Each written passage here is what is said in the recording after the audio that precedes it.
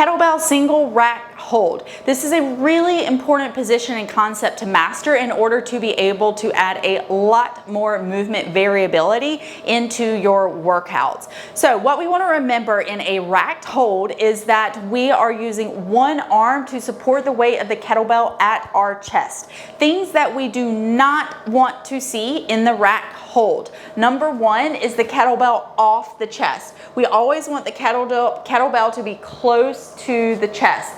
Thing number two that we don't want to see is elbow flaring out to the side. We want our elbow connected to our ribs. Thing number three we don't want to see is an overly extended wrist. You actually want to start with your wrist in a little bit more flexion. That way, if the bell gets heavy, you're just going to move to neutral. You're not going to be overextended with your wrist out here.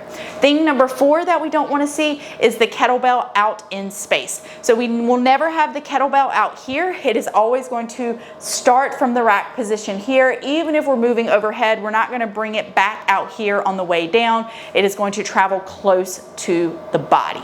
Now, to execute the racked position, we need to think about a couple of things. Where we're holding the bell, one, we're not going to hold the bell directly in the middle. It is going to feel a lot more comfortable if you hold the bell closer to one side. So if I am holding for a left racked position, I'm going to have the kettlebell a little closer on the right hand side of the bell, or the portion of the bell that is closer to the midline of my body.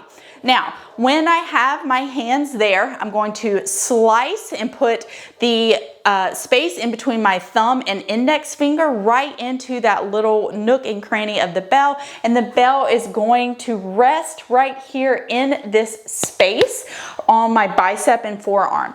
When you are holding a racked bell, you will feel pressure on your forearm, but it will not hurt. It should not feel like it is digging into your bone. It should also not leave bruises on your wrist. If either of those two things are happening, we need to readjust the racked hold and make sure that we're nailing all of the pieces that I went through before. So when we get the bell up, again, we want to make sure that the bell is resting very nicely in this space right here. I also have my thumb pretty much in line with the side of my face. It's not super close into my body, and it's also not all the way out here. So we have that thumb resting very nicely about middle of collarbone. Forearm should be almost vertical. And again, I have my wrist just slightly flexed. I'm not extended out here. Now, the next thing to remember is that we have the shoulder packed back. We're not letting the kettlebell pull us forward here.